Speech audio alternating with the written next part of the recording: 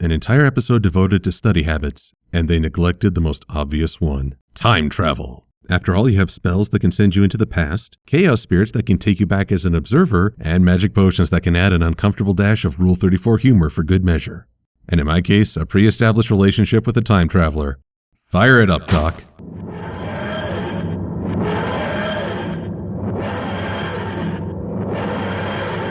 Behold the power of darkness! This was a horrible idea, and I blame the hip-hop. Go, go, go, go, go, go, go! Well, I'm never doing that again. Though I will admit, that villain was pretty cool. And despite being scary, he wasn't half as confusing as whatever it is you're wearing right now. Seriously, the Colin Baker outfit looked less ridiculous, though just barely. And pull up your frickin' pants. I swear I will never understand that look.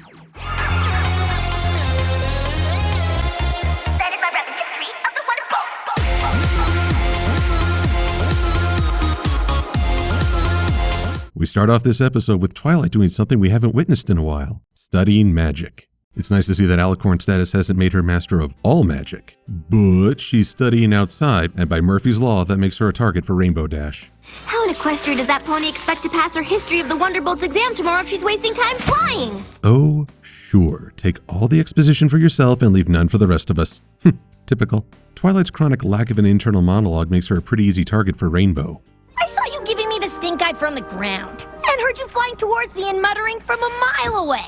So we learn about an upcoming A test that will determine if you can join the newly formed Wonderbolts Reserves. And being part of the Wonderbolts Reserves means you'll have the opportunity to live your dream as a Wonderbolt. Stop doing my summarizing!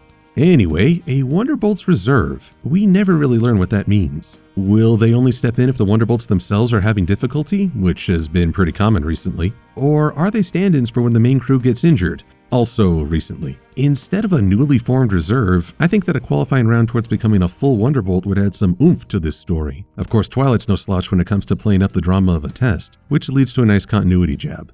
Your freakouts are so epic, you sing whole freak-out arias about freaking out.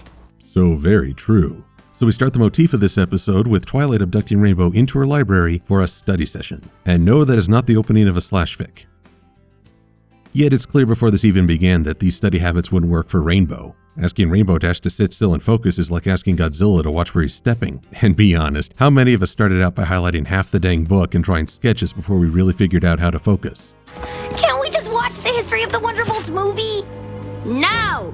Wait, why not? Is this History of the Wonderbolts historical documentary or History of the Wonderbolts historical Disney? Either way, Rainbow does what most of us would do during a boring lecture. She makes her own entertainment. Though I for one am interested in the history of the Wonderbolts as it ties into the consequences of Luna's banishment. With Equestria down to just one princess, the three tribes decided they needed to step up and form a defensive team. Yeah, good luck with that. Don't worry, princess. Our boys can handle it. No need to worry. So, did you see the game last night? Whoops. I guess you're up, Your Highness. Go get him, slugger. This is the exact same rhetoric that Applejack and company used. If something happened to you, I just don't think Equestria can risk losing another princess. And the first aerial performance of the EUP had so much energy that it created magical lightning. This both led to the creation of the Wonderbolts and added some weight to the theory that Pegasus flight is more magical based than biological, but I'm sure that'll never be an issue. I just had the weirdest feeling. Anyway, don't worry if you didn't catch that history. You'll hear it again and again, starting with the most terrifying of foes, a pop quiz! Which Rainbow promptly bombs. And to borrow an insight from Dr. Wolf, Rainbow has never been able to take something to heart without trying and failing at it first. So when she fails the quiz and realizes that she's not ready for the exam, well, it's time for a good old ego battle. And it's all your fault! Ooh, Dash comes out swinging and tries to bite the hoof that fed her. Well, this egghead knows history and can fly. Twilight Sparkle fires back because no pony insults her study methods. Maybe I should become a Wonderbolt. The Princess of Sick Burns returns! You're barely able to just get off the ground! Oh, right in the fan rage. Now, is that any way to talk to a friend? And the winner is Fluttershy for her mature assertiveness. And so we enter the most talked about act of this episode, the study habits of the main six, starting with Fluttershy, who gathers the pets into a silent play. Okay, I guess she's a visual learner, and historical reenactments are a good way to learn. Yet the shtick about the animals is awkward, and the only thing I really register is Rainbow Dash's own discomfort and confusion. Let's move on to Picky Raps About History! Begin! Well, back in ancient times, there were the Wonderbolts of Bull. A general named Firefly, amazing and so bold. She brought them all together, spreading unity and fight, performing at their very best with wonder and might. Wonderbolts, yeah! Wonderbolts, Wonderbolts, yeah! Wonderbolts, That is my rapping history of the Wonderbolts. Word. This is the joke that fans either love or hate. Again, this is a non-diegetic moment in the show, signaled by that page spin at the start. Piggy's doing a rap for her friends, but nothing on this level. If we saw the real thing, I'm betting we'd all be bored, so I don't mind this. Next up, a living museum, because Rarity is apparently a visual learner as well, and she's hoping that an exhibit of Wonderbolt fashion will somehow get something to stick for Rainbow. Problem is that most museum exhibits aren't just uniforms. There's also photography, models, and other references. And much like Fluttershy's play, Rarity's exhibit is limited by her fashionista trope. And then there's Applejack. I didn't learn anything. I was right all along. I kid, but Applejack's learn by experience approach does raise a question. We saw in Daring Don't that Rainbow Dash can learn and memorize facts if she's interested. So if the Wonderbolts are her favorite flight team, how come she doesn't know any of this? At first this seemed like a plot hole, but it actually says something about her character. Rainbow's real passion is flight. They even say so in the episode. The Wonderbolts are reputed to be the best flyers in Equestria. Therefore, Rainbow will join the Wonderbolts to be seen as the best flyer. They're a means to an end, and Rainbow isn't necessarily a fan of the team itself. She certainly had no reservations about joining the Shadowbolts until they hit her with that us or them ultimatum. And to be honest, with the way the Wonderbolts have been presented so far, I wouldn't mind if Rainbow let go of joining the team and found another way to establish herself. Though I doubt Rainbow would agree, as she suffers a meltdown and goes into deep depression. And unlike in Daring Don't, Rainbow's depression here feels very natural because her friends unintentionally overwhelmed her. Failing to learn 5 times over would undermine anyone's confidence, even if some of the study methods were unique. And then we get the subtlest bit of merchandising in 2.5 seasons. It showed up, served the plot, and left.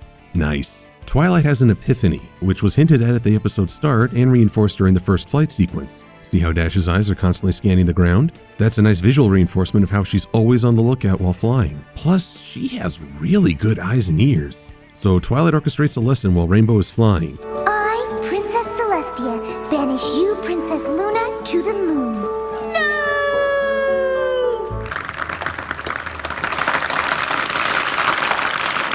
I'm impressed by how the lesson flight and the flashback are in sync, right down to Twilight glancing at the participants. Equally impressive is how Twilight got the town ponies to be involved. I don't think that's happened since Winter Wrap-Up. So often the town ponies are either an audience or victims in the plot, yet never participants. Having them participate pokes a small hole in the main 6 clique and allows the larger world to have a role. Admiral Fairy Flight! Even if most could use a lozenge. There is the question of how Twilight could put something like this together on such short notice, which again can take the viewer out of the flow. Yet it doesn't bother me because this has been an aspect of the show since season 1. Princess Celestia is coming to visit? Well, let's not decorate until that morning. Town-wide organization in less than an hour? Sure, why not? Arriving in Manhattan mere hours before a fashion show? The list goes on. Real-life logistics sometimes take a backseat, and as long as it doesn't skew the moral, I really don't have complaint. Unfortunately, that's what happens next. Rainbow gets 100% after one study session. Unlike Twilight's rapid assembly, this can send the wrong message, implying that if you know your study habits, you can get 100% with minimal effort. It might have worked out better if Rainbow passed the exam with the bare minimum of points, showing that she's got a ways to go before being a full Wonderbolt. Looking back at this episode, it's a mix of strong and weak moments. Visually, it's a treat with a lot of fun moments and some great character interaction. Yet there are several tripping points to the story flow and conflict, with a mixed moral at the end. My greatest critique of this episode, however, is that it should have aired far earlier in the season. There are 3 plot points that tie into other episodes. Twilight's learning about study methods, her inexperience with flight, and Rainbow's new status as the ill-defined Wonderbolt Reserve. Now imagine how this episode could have led into Rainbow Falls, Twilight Time, and Three's a Crowd. Now, if you excuse me, I think that the good dog Time Turner needs to have his fashion senses jarred. Hey, see this? What? Yeah, I know it looks like a textile mill vomited, but do you see how it uses suspenders? What? It's also very breezy around the crotch. I did not expect that. What?